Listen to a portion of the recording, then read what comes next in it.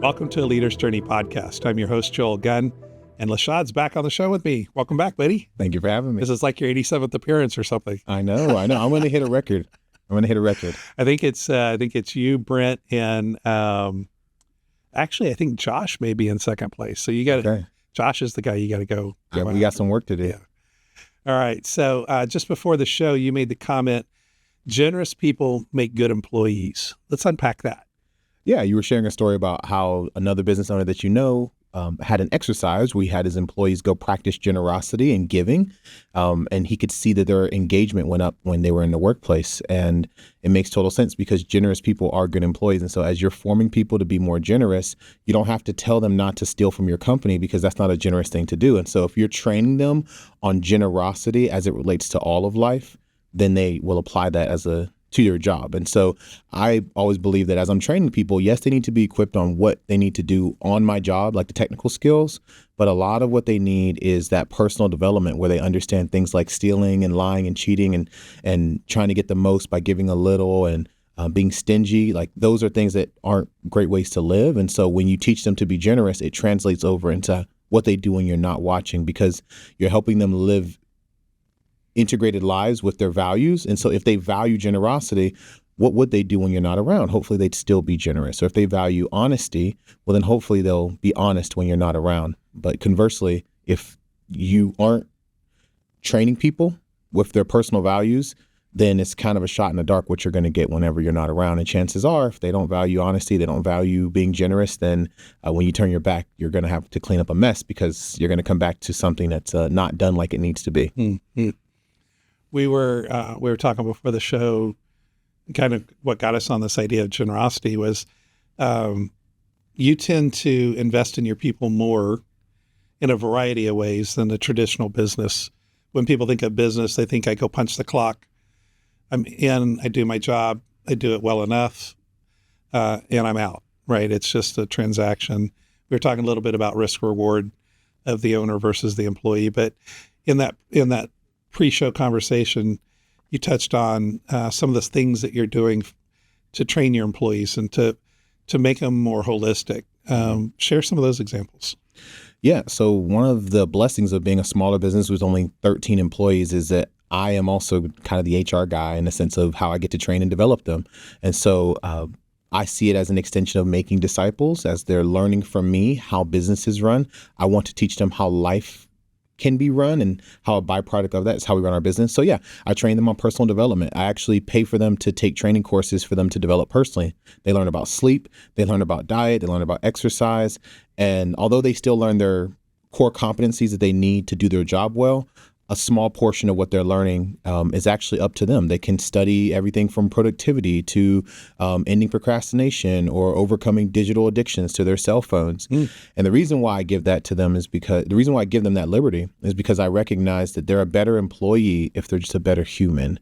And my job is not just to form them into a good employee, but I believe as a Christian, my job is to form them into good humans that are able to love other people more fully and live healthy lives. And then a byproduct of that is that they'll be rock star employees. And I'm not asking them to live a double life where at work they have this work side of them that is completely different from who they are as an individual person.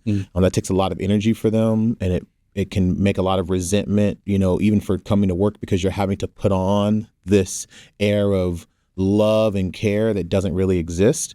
I'd rather just speak to some of those things that speak to some of the things that are holding them back from fully showing up and fully engaging. If you think back, did you just kind of drift into this, whether intentionally or accidentally, into this awareness of investing in your people? Is it just who you are? Like, how'd you end up here? Like everyone does, mistakes. Terrible, embarrassing, sad mistakes. Employees showing up to work drunk on Saturday mornings. They just partied all night Friday and they pulled an all-nighter. They're driving in from Austin to come to San Antonio to work their shift, and they're literally driving in like 10 minutes late just to start working. Employees that try to pick up a second job because they have money issues, and then the second job ends up taking up so much of their time that they're barely mentally showing up for the job that I've hired them to do.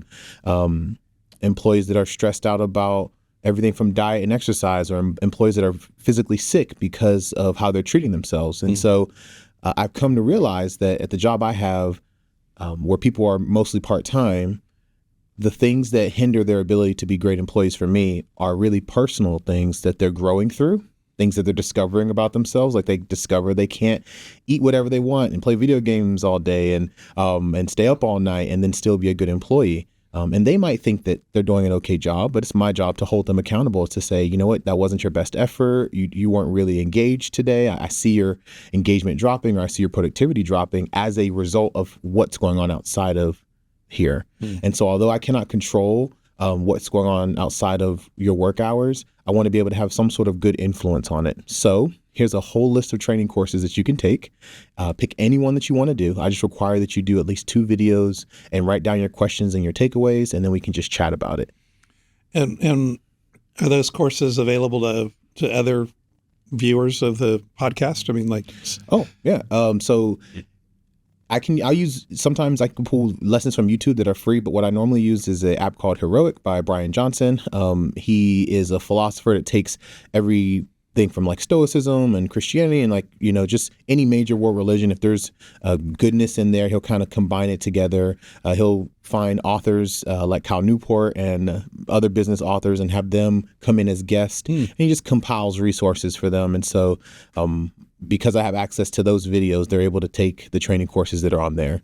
But really, it's such low-hanging fruit. You can pick any resource you want and create your own YouTube library of videos that people can choose from. And so I try to give them the freedom to say, hey, anything that's in this list of things, you can choose from it, watch the videos, write down 3 takeaways, 3 questions, and then let's just chat about it. So you've got some sort of playlist out in YouTube world land, and you're just adding videos to it as you come across it. And that becomes the library for the employees. There you go. Or in the case of these other videos, and I'm just asking because there's other business leaders listening in. Is that those other videos you mentioned, is that a subscription thing, a one-time purchase deal? The Heroic videos does come with a subscription, but any videos I pull from YouTube or any videos I've made myself, they can just live on YouTube for free. Yeah. Okay. But the main idea is no matter where you're pulling, there's no shortage of resources on free productivity videos. Just find a bank of videos and then give your employees the link to it and say, hey, pick one of these and then come back to me and let's talk about it. What I'm realizing in doing that is I'm helping guide them on a path of self-discovery, where if they've struggled with managing their sleep or managing their time, they have self-identified that that's a personal need that they have, and then they watch the video associated with it. And so I like to encourage them, please don't pick a random video, pick something you're actually interested in. And because of their age and where they're at, they tend to all kind of drift toward the same types of videos, kind of a 101 on managing time, 101 on productivity, because that's where their need is at right now. And so they watch the videos, they discover a lot about themselves, they discover those principles that we might all be really familiar with already. They're discovering it for the very first time. And then because they're debriefing with me, I get a chance to hear how they're applying it to their life. And then I ask them, how would you apply this to Mathnasium? And then how would you apply this to your personal life? And there's really no wrong answer for their personal life, because I'm not there to control that. But for Mathnasium, I can drive it home and say, I agree. At Mathnasium, you should have a list of priorities, or maybe you should make a checklist, or maybe we should do X, Y, or Z. So it helps out with them in their professional world, but also in their personal world. So if I'm one of your employees and I watch the sleep video and say I need to sleep more during my shift, then I'll say no, probably not. No. But yeah, no, it is really surprising. It's very surprising how much goodness comes from people just developing as a person. And when they're developing as a person and they tell you what they're working on, now I have something I can go back to hold you accountable for, because you picked the video, you told me how you want to apply it. And as I'm following up with you, it can become a part of our conversation. Now, of course, it's not going to be tied to your compensation or anything like that, because there's other metrics for your job. But just with the population of people I work with, I have to ask the questions that are more personal so that I can help grow them as an individual. And then a byproduct of that is they're going to be great employees. You mentioned on a previous show that you were on, we got to talking about your investing in your employees and you mentioned that you had come to the realization that they weren't going to be with you forever. Mm-hmm. And so let's pick up from there and put that in context of what we were just talking about. Man, when you have a good deadline for something, it just makes it so much more meaningful. I have a calendar that actually tells me on an estimate, like the days I'm going to die. I scan it with the little QR code and it has me mark off the weeks until I die. And so it's this really big board and all the dots are really pre-filled in, and I get to look at those final few dots and I just scribble them in. The reason why I do that is because I'm just reminded that I don't have a whole lot of time left in this chapter of what we call life on earth.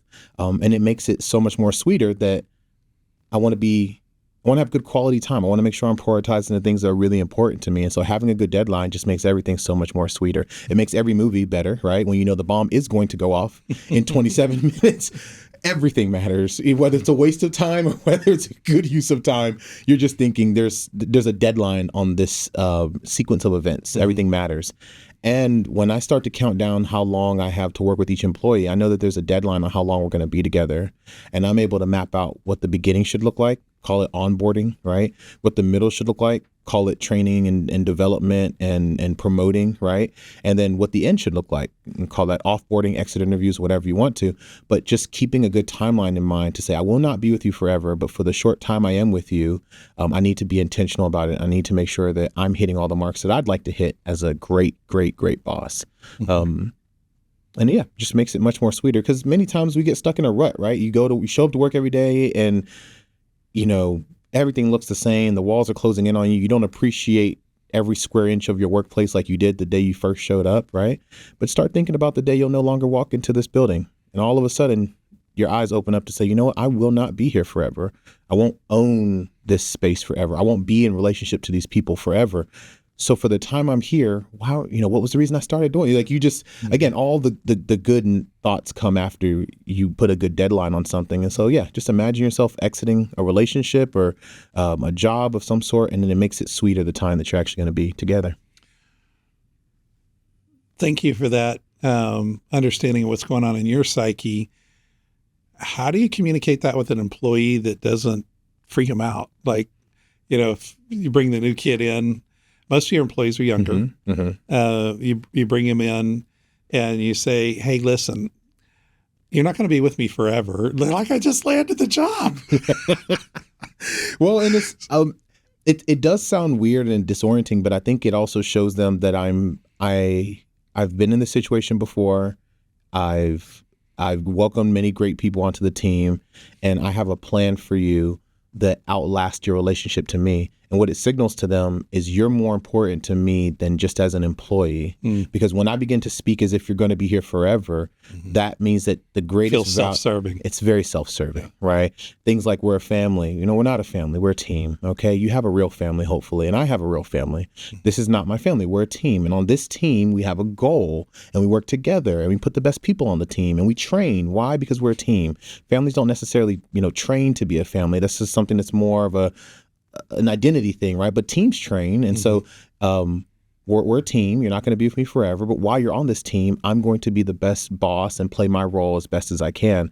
And so, again, like you said, when I say that to them, it's a little disorienting, but it does tell them that I have a plan for their life, or at least a track that they can grow into that is not just terminating here at, my business, but lives on whenever they leave. And I do care about what happens when they go. And I tell them that, like, when you leave here, you're going to leave with a letter of recommendation. You're going to leave knowing exactly what job you're going to go into. You're going to leave into an internship of some sort. Like, that's how people are supposed to leave here. This is a stopping place for a little bit, but you're supposed to, jump from this to something better. And it's my job to set you up for that. And so, yeah, we start collaborating on what the beginning, middle, and end should look like. I was just thinking about teams, and would you, if you were to use like a baseball analogy, are you the farm team? Or are you? Oh, I don't even know what that means. I don't know about baseball like that. But yeah, tell me, a farm team versus what? So any sports like the Spurs, there's that semi-pro level. So it's that the San Antonio Missions baseball. They're not the New York Yankees, but they're out there. They're getting paid. But if they play well enough, the Atlanta Braves are watching them, the Yankees are watching them, the Chicago Cubs are watching them, they may get called up And I'm just wondering if that's analogous to maybe how you see yourself is like, these people aren't going to be with me. If life is this big sport, right? They're going to play in some major league later, but I've got them for this season of, fresh out of college before because a lot of the younger generations, say the 40s and unders, likely have multiple careers in their life. So you got them in this formation season where they're kind of seeking out who they're going to be. And you're actually helping that transition from college to whatever's next, their ultimate calling, perhaps. Is that how you see it? Is you're kind of that, you've got them for a few years, you're trying to help them figure out, like, when I talk to you, you kind of smile when you talk about an employee moving on successfully. Like you see that as a win for you. Yeah. As a success as a good boss. Yeah, absolutely. So there's a little nuance there. Like a lot of my employees, they'll come to me and say, well, Mr. James, when I get a real job, X, Y, or Z, right? And I think in their mind, they see it as a progressive, like more pay, full-time benefits, adult, I'm getting older. And what I see it as a little bit of that, yes, but then also how you do one thing is how you do everything. And a real job has less to do with how many hours you work, and it has to do with the intentionality you bring to it. An adult job has little to do with the job you work and whether or not you're an adult. If you're an adult and you're doing a job, it's an adult job. Now, yes, there's differences in pay.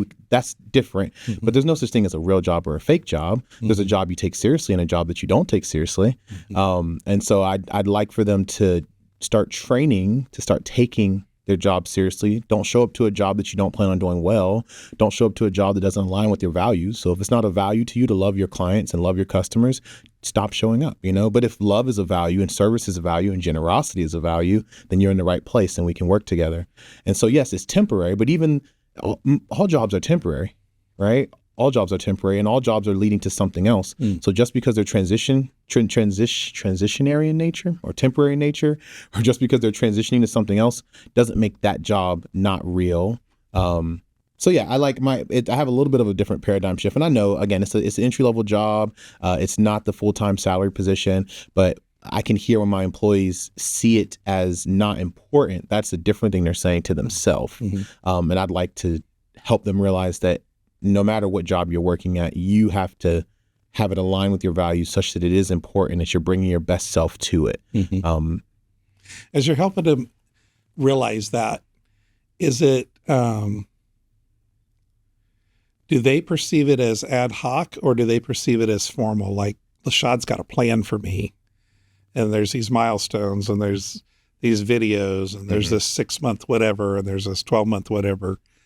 What are they perceiving? Wow, that's a great question. Well, I'd have to ask them, but I'd hope that they would see that there's a little bit of formality in the training pathway. It's on paper with the compensation and bonuses listed really fairly. So that's for the sake of clarity. But there's so much room in that plan for us to have very organic conversation. So there's an organized part of it, and then there's an organic part of it. The organized part is what's on paper, the videos, the do's and don'ts, the write down 3 questions and 3 takeaways. That's the very organized part of it. But inside of that plan, it says, go talk to your leadership about your questions and takeaways. And so we want to have that human aspect where it's not just you passing a quiz online where you check all the right boxes to claim that you've absorbed the information, but we're asking you to this is the milestone where you take what you've learned in your questions and you bring them to someone else so that you can talk with them. That's the part that's organic. That's the part where I can help you digest some of what you're learning and give you some face-to-face human interaction where it's more organic. And so that's where I tend to flourish at. I do very well in that on-the-job training, asking questions about your personal life. But I realize my employees need some formality and some organization and clarity on how do I progress within the company? What are the exact steps that we are going to take? And so for them, they have it on paper. So for leaders that aren't as gifted as you in the personal side of things, do you have a system to help you, is it an Excel spreadsheet? Is it how do you know when to have the conversation with Jimmy Like, is it totally up to him, or what's your checkpoint? Like, what's your system or your process?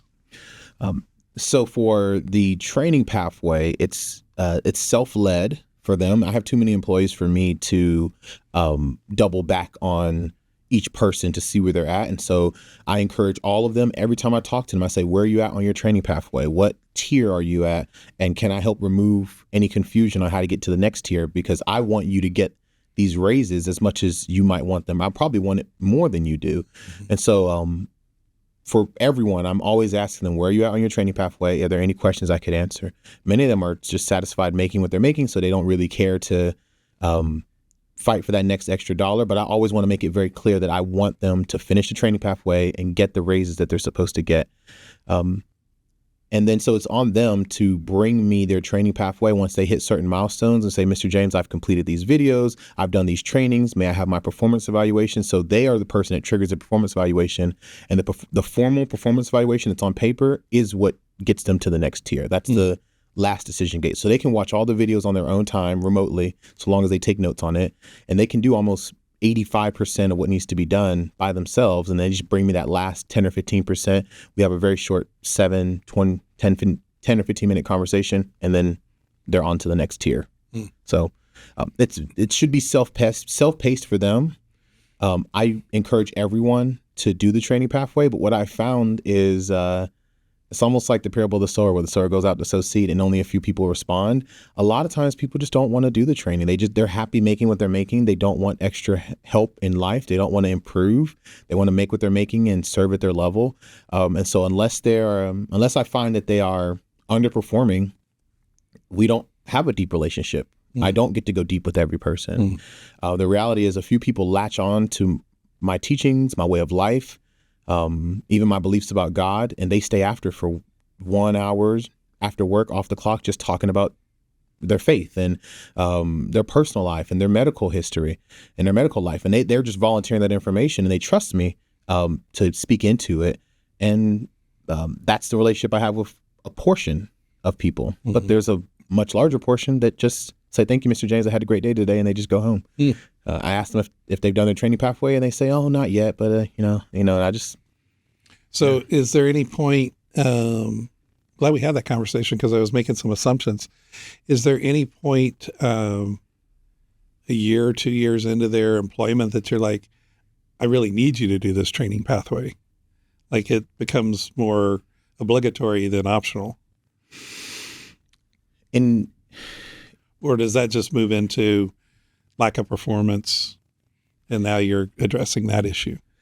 The turnover rate that we have is such that these people would almost self-select themselves out of a job before that became a problem. They would underperform. I would probably issue a performance evaluation proactively to track their performance and give them clear goals. And so I can do a performance evaluation anytime I'd like to. But for the most part, if they're underperforming or there's an issue, we can address it, pretty quickly. And the turnover rate is such that I can either offboard them or up ramp them with, a little bit more love and attention.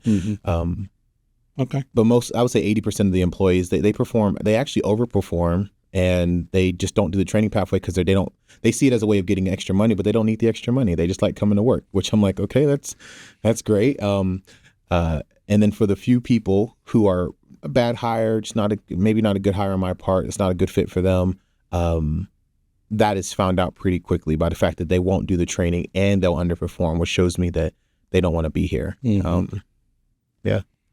How do you like emotionally keep from judging the people that don't choose the training pathway? Stay curious on why they don't do it. There's lots of reasons why they don't want to progress and grow and get the raises associated with it. So I just don't assume that they're being evil or that they're being wrong, that they're being bad. The training pathway is an opportunity for them to grow and develop and for them to get the raise that they're looking for. So they don't come to me and say, Mr. James, I've been here for 2 years, or I've been here for 12 months. When am I going to get a raise? You know from day one how our pay structure works, and you haven't done the training so far to get the raise you're looking for. So, but as far as how do I think about the people who don't do the training? It's they're just missing out on an opportunity.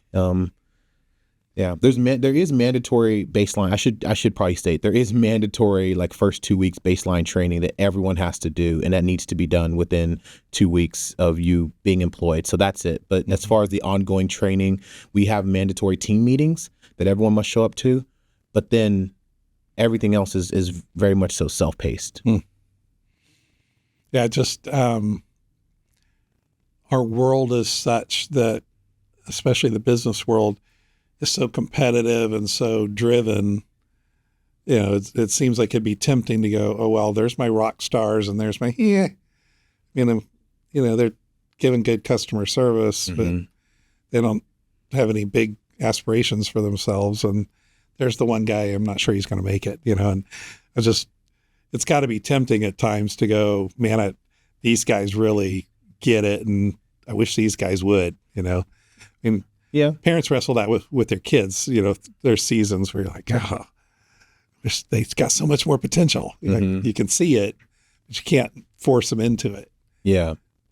And again, I think that's more, I see it as like that organic and organized side. Like on the organized side, you must hit some key performance indicators for our business. And if you don't, that you're not a good fit for the team. And it'll be very evident that the team is not winning. Because we can look at a scoreboard to tell that the team is not winning and the players we have in the game are causing us to lose. And we should be able to see that. That shouldn't be a mystery on what the coach's strategy is for us to win, what teammates are not adhering to that strategy, how they're underperforming, how many times they've been coached up. And then when they get dismissed from the team, it's not no surprise. It should be no surprise. And it's not a negative thing. It's actually a positive thing. I need to get you into a position to win. I need to get you on a team where you can contribute at a high level to help them win. And that's not here. It's evident that that's not here based on the performance evaluations and everything else like that. So the most loving thing I can do for you right now is to get you off of this team and onto another team. And so we could talk about that, what that looks like. One, it's not going to look like you working here anymore. But after that, I'm happy to write a letter of recommendation to your strengths that you do have, none of which apply to this job, but might apply to another job. I need you to go so we can actually backfill your position. So, there's ways to have that conversation for dismissing people and getting them on the right team. When you got into business ownership, what were you most concerned about? Was it these let you go conversations? Was it, could you pay the rent? Was it? I think it's just paying the rent, not biting off more than you can chew, making sure that your personal gifts and abilities actually translate to good business sense, and finding out when they don't, how to grow in the areas that you're not gifted at. But as far as people pleasing, I just struggle with people pleasing in general. I want everyone to like me and be happy. And so I have to do a lot of soul searching in order to understand why firing someone is a loving decision. And from that place, now I can actually, I'm not trying to muster up anger to fire you. I'm not trying to muster up, rage or disappointment or anything like that. It's just the courage to love you enough to hold you accountable consistently and then get you to the right team where you can actually flourish. I know a number of business owners that tend to hold on to employees longer than they should have. Is that you, or do you? It used to be me, absolutely. But recently I don't know if it's the scars of doing that just kind of change you over time. That might be it. You take a couple of lumps and then you just get to realize when you ask the question, do you want the pain of discipline or the pain of regret? And you choose the pain of regret 3 or 4 times, which is what I did. And then you realize I'd rather just not do that anymore. I'd rather have the pain of discipline, which is the discipline of, they say hire slow, fire fast. I don't necessarily subscribe to all of that. But when you find out someone's not a good fit, getting them into a right position quicker as opposed to trying to hold on to them. I absolutely believe in that. The phrase hire slow, fire fast, is there part of that concept you agree with, or do you radically disagree with the whole premise? There's a large part of the concept I agree with, but I'll be honest, if you're in my position, again, we're a relatively small organization, so I'm doing all of the hiring, training, firing, and operating on like the day-to-day stuff sometimes. And so it can be very intimidating to tell someone, oh, go back to being short-staffed. Like I guess in my mind, you start to think it's something better than nothing, right? Mm-hmm. And I've said yes to that sometimes. I've said, you know what, I'm going to keep this person around even though they're not a good fit for the team because I feel like I don't have any other options. But then once I started just continuing to take up resumes, do interviews, starting to backfill their position, then I felt comfortable saying, okay, you know what, you really aren't a good fit. Now let's go ahead and dismiss you. And then I realized that the salary I was paying and the wages I was paying to this person was preventing me from hiring behind them, and it was preventing me from just solving the problems that they were kind of creating. And so the wages that were saved were actually more beneficial than keeping the person around and trying to manage their mistakes. It was just more expensive because now I'm paying you a salary and then I'm paying everyone else to clean up what you're not doing. Mm-hmm. Yeah. I had two thoughts collide at the same time, so give me a second. Do you have a backlog now of employees, or you just have more faith that the right person's going to show up when you need them? So do you have a stack of resumes waiting for jobs, or is it just more of this assurance that somebody's going to appear when you need them? So now we have a stack of resumes that are waiting for jobs because we invested in, there's like a software on Indeed. There's a software on handshake.com. If you are working with college students, that's how they kind of farm out their college students to work in the surrounding community. There's one more called WorkStream that's been really helpful. So we're able to constantly have our applications out there. People can apply. We see their names come in, and we're able to pick through and give them interviews as needed. Mm-hmm. But you still have to have a little bit of faith that holding out for the right person for the right job will always be better than holding on to people who aren't a good fit for the team. Yeah. And so in the past, I've kept people who aren't a good fit for the team much, much longer than I needed to. Now I'm doing a better job of being really clear of what I need as a business owner, and then what you need as an employee. And when those two things aren't matching anymore, I can just point that out, and then we can both agree, yeah, it's probably best if we part ways. Is there a shelf life on applicants for you? It's like I've got a friend of mine that owns a few businesses in town, and they were having a hard time hiring people. Well, he dug into the process and found out that they're applying on Monday. Nobody's calling them till Thursday, and then scheduling an interview the following week. Well, by then they've already landed a job somewhere else because of the industry he's in. Mm-hmm. Do you have any similar challenges? Oh, absolutely. But I also realize I can go back to those same. So for the person you're talking about, if he has a bank of employees that didn't work out for because they got another job, just email them again in 6 months. When you need to do another hiring blitz, what I do is I just go back in my system and I email everyone who had applied to Mathnasium that for one reason or another didn't get the job, and I asked if they're still interested. And many of those people, they were denied either because their availability wasn't right or for any sort of reason. Sometimes they're still on the market. But I will also say that for the type of job I have, and maybe even for your friend, if somebody is looking to pick up a job really quickly, many times the faster they get into a job, the faster they're leaving a job. They're in transition. Mm-hmm. They tend to be maybe just in a part of life that's very scattered. Then they're not very settled down. So if somebody were to do an interview with me on Monday and I didn't give them a job offer until Thursday, but they took another job, I'd actually be happy that they probably didn't work with me. Mm-hmm. And I know everyone has different monetary needs that they need, but if you feel like the pacing is on their side is too quick, then it's okay. For me, it'd be okay to let them jump into that new job. You know, his industry, I think you're doing good if you have only 200% turnover. Yeah, yeah. But if we were to survey employees that have left your company, mm-hmm. How would they describe the experience while they were there? Overall, I mean, there's always exceptions. A lot of them come back to work for me. I got a phone call from one individual. Matter of fact, last time I was on your podcast, I spoke of an employee that we had separated from the company for financial reasons. They needed to go make more money, and they left kind of quickly, and it kind of put me into a scramble. They called me yesterday and said they're looking to get back into Mathnasium, and they were subtly asking for hints on who's hiring and things of that nature. So I have a great working relationship with most of everyone who's left Mathnasium, because it kind of circles back to your original question.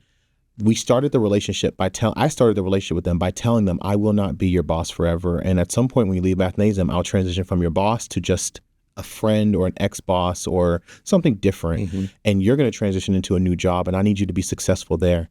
And because I started our relationship with the end in mind that they would go on to continue to flourish at other positions, if you were to talk to them 2 years later, they have a great working relationship with me. They don't mind calling me or just checking in or thanking me for helping set them up at a new job.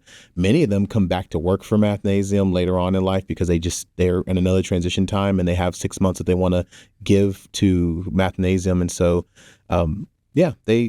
I think they enjoy it. And I tell them out front, I want to be the best boss you've ever had. I want to make that really clear. I'm the best boss that you've ever had, and I'm going to fight for that. And because this is your first job or your second job, you might not truly appreciate what we have going on here, and that's okay. But I want to let you know I want to really be one of the best bosses that you've ever had. And so I've been told that by people who've had other jobs. They come back or they tell my coworkers, Mr. James, like you don't find many managers like him. He's involved, and they'll go on and about the things that they appreciate. So I think if you were to poll them, they would say that they appreciate working for me. Wow, that's cool. That's cool. Let's wrap up this episode. Any final thoughts? Final thoughts. Love your people well enough to do the hard things as a boss. Stop being a coward. Love your people well enough. People pleasing really just means you just care about yourself and self-preservation too much. You don't want to upset anyone because you don't want anyone to be mad at you, but you're just thinking about yourself. And I think any good parent or any good boss would recognize that at a certain point, you're not there to be their friend. You're there to love them and help form them into the type of person that they need to be, even if that means saying hard things, repositioning them, changing, something. And so if you let it come from a place of love and not from a place of scarcity. Scarcity says keep people, control people. Love might say, hey, reposition them, release them. And so my final thought would be love your people well enough to do the hard things. Very good. Thanks, brother. Thank you. Thanks for joining us for this episode of A Leader's Journey podcast. If you enjoyed it, give us a thumbs up and remember to subscribe to our channel.